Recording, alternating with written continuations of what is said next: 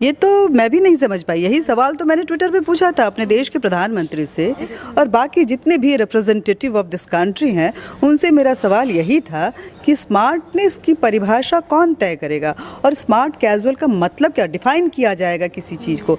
देखिए, भारतीय पहनावे को ये एक स्ट्रैटेजी होती है। जब भी किसी देश को हम थोड़ा सा उसको डैमेज करने की कोशिश करते हैं इकोनॉमिकली, कल्चरली और सोशली, तो हम चाहते हैं कि उसकी रेस को ख़राब करें।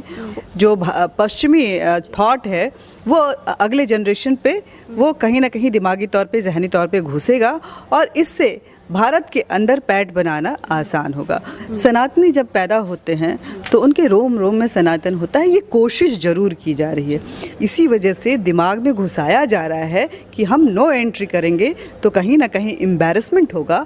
हिंदुस्तान की परंपराएं तो विलुप्त तो होंगी ही, जिस पे पश्चिमी सभ्यता का जो है वर्चस्व बढ़ेगा। कि हमारे कानून में है कि हम किसी धर्म का अपमान नहीं कर सकते, हम किसी के भावनाओं को, धार्मिक भावनाओं को ठेस नहीं पहुंचा सकते। अब धार्मिक भावनाओं पे आते हैं। साड़ी की अगर बात करें तो साड़ी सनातनी धर्म से जुड़ा हुआ है। वो जो शाई फील करने लग गए हैं और हमारी परिधान जो हैं ओकेजनल हो गई हैं, मैं उसके खिलाफ हूँ। उस ग्लोब में भारत का नक्शा भी है और उस नक्शे में हमारी साड़ी और हमारे भारतीय परिधान भी हैं।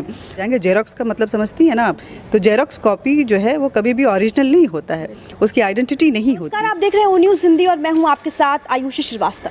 अभी कुछ दिन पहले सोशल मीडिया पर एक वीडियो बहुत तेजी से वायरल हुआ था, जिसमें एक महिला को सिर्फ इसलिए रेस्टोरेंट के अंदर जाने की अनुमति नहीं दी गई थी क्योंकि उस महिला ने साड़ी पहनी थी।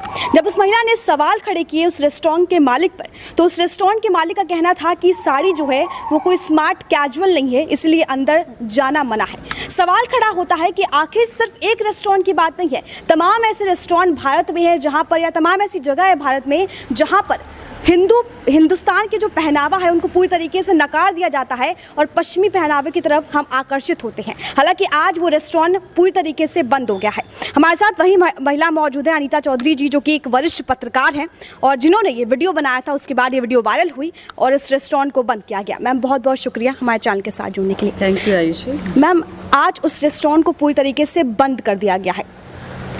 एक रेस्टोरेंट की बात नहीं है, भारत में ऐसे बहुत सारे रेस्टोरेंट हैं। अगर हम देखें केरला, मुंबई देखें, बहुत सारे रेस्टोरेंट हैं, बहुत सारी ऐसी जगह है जहां पर हिंदुस्तानी पहनावे को पूरी तरीके से नकार दिया जाता है और जो पश्चिमी पहनावा है उस पर आकर्षित होते हैं। आप किस तरीके से इन चीज़ों को देखते हैं? क्योंकि आपने वो वीडियो बनाया, वो वीडियो वायरल हुई, इस रेस्टोरेंट बंद किया गया। देखिए, भारतीय पहनावे को ये एक स्ट्रैटेजी होती है। जब भी किसी देश को हम थोड़ा सा उसको डैमेज करने की कोशिश करते हैं इकोनॉमिकली, कल्चरली और सोशली, तो हम चाहते हैं कि उसकी रेस को ख़राब करें। उसका जो कल्चर है उसको कहीं ना कहीं किसी भी तरह से कमतर आंका जाए, जिससे लोगों में इन्फीरियरिटी कॉम्प्लेक्शन आए और वो उसको नकारना शुरू कर दें। तो यही एक कोशिश है पूरे भारतवर्ष में किसी एक समुदाय या किसी एक ग्रुप के माध्यम से कि भारतीयता को अगर हम ख़त्म करेंगे तभी थोड़ा भारत जो है वो कमज़ोर पड़ेगा। आने वाले दिनों में जो पश्चिमी थॉट है वो अगले जनरेशन पे वो कहीं ना कहीं दिमागी तौर पे, जहनी तौर पे घुसेगा और इससे भारत के अंदर पैठ बनाना आसान होगा। तो यही एक कवायद है जिसको कि हमने उसके अगेंस्ट एक आवाज़ उठाई। रही बात साड़ी की, तो साड़ी जो है सिर्फ साड़ी ही नहीं, हमारे जितने भारतीय परिधान हैं, आप देखेंगी दुनिया भर के जितने भी अटायर्स, ड्रेसेस, परिधान जो भी बोले, उन सब में अगर सबसे ज़्यादा खूबसूरत कोई कपड़ा लगता है तो हमारा भारतीय परिधान लगता है। चाहे वो पंजाब का सलवार कुर्ती हो या राजस्थान का घाघरा चोली हो या अक्रॉस इंडिया जिसको कि हर महिलाएं पहनती हैं वो साड़ी हो। इतना कलरफुल, इतना खूबसूरत और हर ओकेज़न के लिए फिट बैठता है। आप ये नहीं कह सकते कि ये फॉर्मल नहीं है, आप ये भी नहीं कह सकते। साड़ी तो ऐसी चीज़ है कि आप उसको फॉर्मल से लेकर कैजुअल हर कैटेगरी में रखें तो वहाँ वो फिट बैठ जाता है। तो ऐसे में वो स्मार्ट कैजुअल नहीं है, स्मार्ट आउटफिट नहीं है।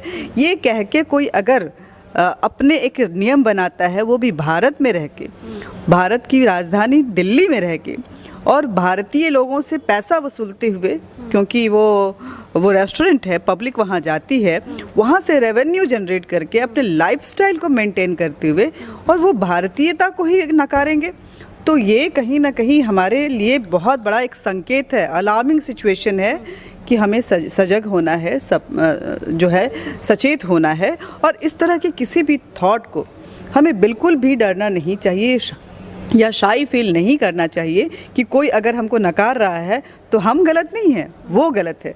हमें उसके लिए मुखर होना चाहिए और उसके लिए अपनी आवाज़ें उठानी चाहिए, मेरा ये मानना है और मैंने बस यही किया।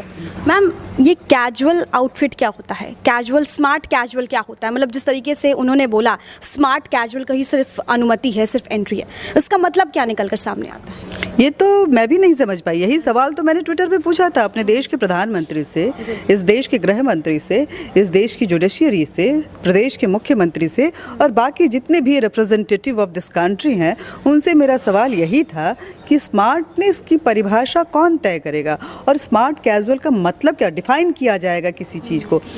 मुझे लगता है कि आपका कपड़ा स्मार्ट कैजुअल नहीं है तो क्या मैं आपको नकार दूं? किसी इंडिविजुअल चॉइस के अनुसार अगर पहनावे को कंसीडर किया जाए या किसी इंडिविजुअल के हिसाब से लॉ ऑफ द लैंड जो है वो मूव करे तो फिर तो इस देश में क्योस फैल जाएगा, हर कोई एक दूसरे को नहीं पसंद करेगा और हर कोई एक दूसरे को नकारता हुआ नज़र आएगा। तो डिफ़ाइन किया जाए कि स्मार्ट कैजुअल क्या होता है। स्मार्टनेस की परिभाषा अकेला तय करेगा या भारत की सरकार तय करेगी, भारतीय परंपरा तय करेगी, इस देश के नागरिक तय करेंगे या फिर वो हवा में ऐसे ही उड़ता रहेगा और हर एक इंडिविजुअल अपने हिसाब से उसको डिफ़ाइन करते हुए नकारता और एक्सेप्ट करता हुआ नज़र आएगा। तो ये कहीं ना कहीं एक बहुत ही क्योस वाली स्थिति है और वहाँ पे अंकुश लगना बेहद ज़रूरी है। मैम, आप एक पत्रकार भी हैं, आप बहुत चीज़ें देखती हैं। मैम, आपको क्या लगता है जो सनातनी धर्म है, जो हिंदुस्तानी धर्म है, उसको हम धीरे धीरे भूलते जा रहे हैं हिंदुस्तान में रहकर भी? अब मुझे नहीं लगता है। सनातनी जब पैदा होते हैं तो उनके रोम रोम में सनातन होता है, ये कोशिश ज़रूर की जा रही है। क्योंकि आप देखेंगे कि हमारे देश की बेटियां जब छोटी सी बच्ची होती है वहाँ से जो रिचुअल्स शुरू होता है तो वो परंपराओं के साथ शुरू होता है। पैदाइशी से लेके मरणोपरांत तक वो परंपराएं उनके साथ चलती हैं और उन परंपराओं में वो जो लाल सुर्ख रंग है और वो जो पारंपरिक कपड़े हैं वो हमेशा जुड़ा हुआ रहता है। लड़कियां जब थोड़ी सी बड़ी होती हैं तो वो जब गुड्डे गुड़ियों से खेलना शुरू करती हैं और तो वो उनकी गुड़िया जो है वो तो फ्रॉक पहनते रहती हैं, उस वक्त में वो अपने स्कर्ट्स पहनते रहती हैं, छोटे छोटे जो उनके एक लड़की के लिए जो कपड़ा होता है वही पहनती है, लेकिन उसकी गुड़िया हमेशा साड़ी पहनती है, उसकी डॉल जो है हमेशा साड़ी पहनती है। वो जब मम्मी ऑफिस से आती हैं तो वो मिरर के आगे उस साड़ी को, मम्मी की साड़ी को पहनकर और उनके लिपस्टिक और उनके ज्वेलरीज को पहनकर वो सबसे खूबसूरत अपने आप को महसूस करती है उस वक्त में और मिरर में देखती है। तो ये तो परंपराएं जा नहीं रही हैं, नहीं जा रही हैं, इसी वजह से दिमाग में घुसाया जा रहा है कि हम नो एंट्री करेंगे तो कहीं ना कहीं एम्बैरसमेंट होगा और एम्बैरसमेंट के डर से जो यंग जनरेशन है अपने माता पिता के साथ भी नहीं आएगा और अपने परिधानों को पहनने से भी बचेगा। इससे दो फायदा होगा, हिंदुस्तान की परंपराएं तो विलुप्त तो होंगी ही, जिस पे पश्चिमी सभ्यता का जो है वर्चस्व बढ़ेगा। दूसरा, भारतीय बाजार जो इतना बड़ा बाजार है उससे उनके पारंपरिक परिधान जो हैं, उनके जो अपने स्टाइल हैं वो विलुप्त होते नज़र आ जाएंगे और पश्चिमी सभ्यता और उनके जो कपड़े हैं वो बाजार को ग्रैब करेगा। तो पैसे भी इनकैश करने का मौका मिलेगा और परंपराओं को तो हम नेस्तनाबूद कर ही रहे हैं। ये कोशिश है और इस कोशिश के खिलाफ हम सबको एक होना है, क्योंकि अगर भारतीयता जिंदा रहेगा तभी हम भारतीय भी जिंदा रहेंगे और भारतीय जिंदा रहेंगे तभी हम अपने देश पे नाज शान जो भी कहें वो कर सकते हैं, क्योंकि आपकी आइडेंटिटी है, आपके अटायर जो हैं, आपकी आइडेंटिटी। आप देखते होंगे कि भूटान के जब कोई भी रिप्रेजेंटेटिव आते हैं तो वो अपने कपड़ों में आते हैं। चाइनीज़ जो है चाइनीज़ बोलते हुए आते हैं, जो अमेरिकन है वो फ्रेंच एक्सेंट में ही इंग्लिश बोलते हैं। वैसे ही बाकी का देशों में भी आप रशियन देखें तो वो रशियन में भाषा का ज़्यादा इस्तेमाल करते हैं, उनके कोई अपने पारंपरिक परिधान है नहीं, हमारे हैं, हमें बचाना है। और आप देखेंगे कि एशियन जोन में भारतीय जो परिधान है वो पूरे विश्व पे अपना वर्चस्व बना रहा है। आज विश्व का हर देश जो है साड़ी पहनने में, कोई भी महिला बाहर से आती है तो यहाँ आके वो सलवार कुर्ता और साड़ी ज़रूर पहनना चाहती है और उसके साथ फ़ोटो ऑप का मौका लेना चाहती है। आप देखिए बड़े बड़े जो विदेशी मेहमान आए, चाहे वो मार्garet थैचर हों, चाहे मिशेल ओबामा हो या हिलरी हो, हर जो भी यहाँ आया उन्होंने साड़ी ज़रूर पहनी। तो इसका मतलब उनको बहुत अट्रैक्ट करता होगा, तभी तो पहना उन्होंने। तो मैम आपको क्या लगता है सरकार को भी इस पे पाबंदी, क्योंकि राष्ट्रीय राजधानी दिल्ली में ये चीज़ें होती हैं, ऐसे रेस्टोरेंट खुलते हैं, क्या सरकार को पाबंदी लगानी चाहिए? क्योंकि एक तरफ मोदी सरकार जब से आई है उनका यही कहना सनातनी धर्म के बारे में वो लगातार बात करते हैं, क्या सरकार को देखना चाहिए इन चीज़ों पर पाबंदी लगानी चाहिए? देखिए बिल्कुल देखना चाहिए, क्योंकि हमारे कानून में है कि हम किसी धर्म का अपमान नहीं कर सकते, हम किसी के भावनाओं को, धार्मिक भावनाओं को ठेस नहीं पहुंचा सकते हैं। हम उसके राइट टू स्पीच जो हमारे आर्टिकल्स हैं, फंडामेंटल राइट्स, उसमें आर्टिकल 14 to 21 में अगर आप जाएंगे तो हर इंडिविजुअल का अपने रहने का, उनके बोलने का, जिसको हम बार बार बोलते हैं फ्रीडम ऑफ एक्सप्रेशन जो बोलते हैं, वो उनका राइट है। तो ये तो कानूनी पक्ष हो गया। अब हम सोशल पक्ष को जानते हैं। किसी भी सोसाइटी को कोई रेस्टोरेंट तो नहीं लीड कर सकता ना, तो ऐसे में ये सरकार का दायित्व बनता है कि प्रॉपर गाइडलाइन जारी करे और बताए रेस्टोरेंट को, चाहे किसी भी ऐसे पब्लिक प्लेसेस को, कि आपको किन नियमों के तहत चलना है और आप अगर वहाँ पे चूक करते हैं तो आपके ऊपर सज़ा और पेनल्टी होगी। अब धार्मिक भावनाओं पे आते हैं। साड़ी की अगर बात करें तो साड़ी सनातनी धर्म से जुड़ा हुआ है, क्योंकि आप देखेंगे सनातनी धर्म के जितने भी देवियाँ हैं, चाहे वो हम माँ दुर्गा की बात करें, माँ सरस्वती की बात करें, माँ लक्ष्मी की बात करें, गौरा की बात करें, या कोई भी देवी रूप में जो भी देवी आती हैं वो साड़ी में होती हैं, खूबसूरत साड़ी में होती हैं। वो उस साड़ी में लोगों को आशीर्वाद भी देती हैं, उस साड़ी में वो वात्सल्य की शिक्षा भी देती हैं, मातृत्व की परिभाषा भी बताती हैं। तो ये हमारे जहन से जुड़ा हुआ है, हमारे दिल से जुड़ा हुआ है, हमारे धर्म से जुड़ा हुआ है। और अगर कोई भी ऐसा करता है तो उसके ऊपर एक्शन जो है बेहद ज़रूरी है और नियम तो बनने ही चाहिए, ये मेरा मानना है। आप देखिए लोग बोलते हैं कि साड़ी कंफर्टेबल अटायर नहीं है, हाँ? लेकिन आप देखिए हम गाँव में जाते हैं, खेतों में जो महिलाएं काम करती हैं, वो रोपनी करती हैं, धान रोपती हैं और ये सारे काम जो करती हैं वो साड़ी में होती हैं। अपने आंचल में ऐसे वो उन धान के दानों को भर लेती हैं, ऐसे उसको अपने जो पेटी है उसे टिका लेती हैं और उसके बाद उन्हीं से निकालते हुए करती हैं और 6-6 घंटे 8-8 घंटे वो काम करती हैं। वो तो उनको तो साड़ी वो अनकंफर्टेबल नहीं लगता है। गांव की जितनी महिलाएं के पास जाएंगे, हमारी जितनी वीरांगनाएं हुई, चाहे वो हम रानी लक्ष्मीबाई की बात करें, चाहे हम दुर्गा भाभी की बात करें, चाहे ऐसी कई महिलाएं, हाँ, जिन्होंने आज़ादी की लड़ाई से लेकर के जब भी युद्ध स्थल पे वो पहुंची, वो साड़ी में ही पहुंची हैं। अपने वेशभूषा में भले उन्होंने हथियार उठाए हों और लक्ष्मी से और सरस्वती से वो दुर्गा और चंडी के रूप में नजर आई, लेकिन साड़ी की पहचान को उन्होंने कभी नहीं खोया। तो साड़ी तो इस लिहाज से भी हमारे लिए बेहद महत्वपूर्ण है।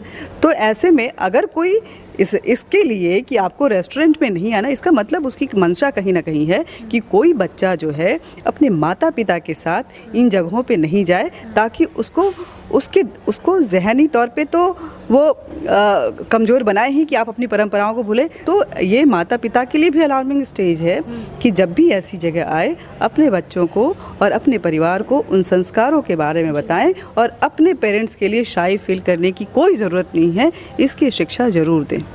मैम आपने इतनी बड़ी आवाज़ उठाई, आज वो रेस्टोरेंट बंद हो गया, कहीं ना कहीं हमारी गलती है, कहीं ना कहीं हम ही भेदभाव करने लगे हैं आजकल कि शर्म आती है पहनने में साड़ी। बिल्कुल, बाहर जाते हैं हमें जीन्स टॉप या वो कंफर्टेबल लगने लगता है। अब साड़ी मैं जीन्स टॉप के अगेंस्ट में नहीं हूँ, लेकिन मैं वो जो शाई फील करने लगे हैं और हमारी परिधान जो हैं ओकेजनल हो गई हैं, मैं उसके खिलाफ हूँ। ये ओकेजनल नहीं होनी चाहिए। चलो भाई आज मन किया तो हम थोड़ा मॉडर्न बनते हुए वेस्टर्न अटायर को भी, क्योंकि दुनिया जो है ग्लोबल हो रही है, तो उस ग्लोब में भारत का नक्शा भी है और उस नक्शे में हमारी साड़ी और हमारे भारतीय परिधान भी हैं। तो ऐसे में हम ये पहन रहे हैं तो हम वो पहन रहे हैं, तो कोई बड़ी बात नहीं है। लेकिन वो ग्रेसनेस को नहीं खोना है और अपनी पहचान को नहीं खोना है।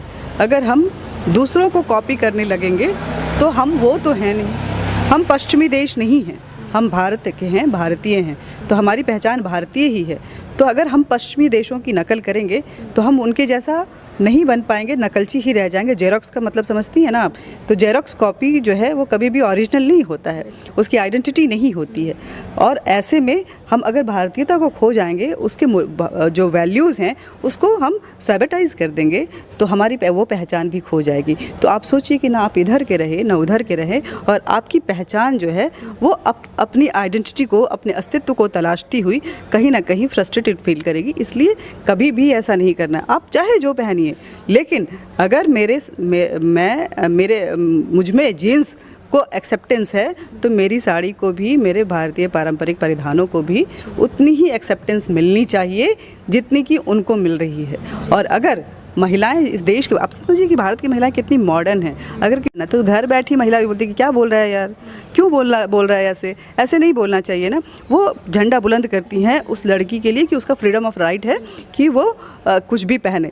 तो वैसे ही ये साड़ी को भी उतनी ही राइट है। और आज तो मैं आह्वान करती हूँ उन सारे western, so called western minded modern लोगों से कि उस लड़ाई में साड़ी ने आपका कितना साथ निभाया, झंडे बुलंद किए। आज आप आइए और झंडे बुलंद कीजिए, साड़ी के साथ खड़ी होके जमकर साड़ी पहनिए। मैं आपको भी बोलती हूँ, आने वाले समय में त्योहारों का मौसम है और इन त्योहारों के लिए ही मत उसको बचा के रखिए।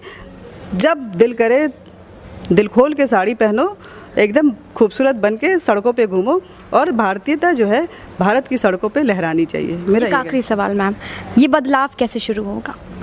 हमसे शुरू होगा, हमने शुरू की है। हाँ, हमने आवाज़ उठाई है, आप शुरुआत करें। जो नेक्स्ट जनरेशन है उसका भी बहुत ज़्यादा दायित्व है हमारे आइडेंटिटी को, हमारे वैल्यूज़ को, हमारे कल्चर को बचाए रखने में। मैम बहुत बहुत शुक्रिया हमसे बातचीत करने के लिए। तो ये थी अनीता चौधरी जी जिन्होंने हमसे इस मुद्दे पर खास बातचीत की। तमाम अपडेट्स के लिए आप बने रहिए ओ न्यूज़ हिंदी के साथ। जय हिंद।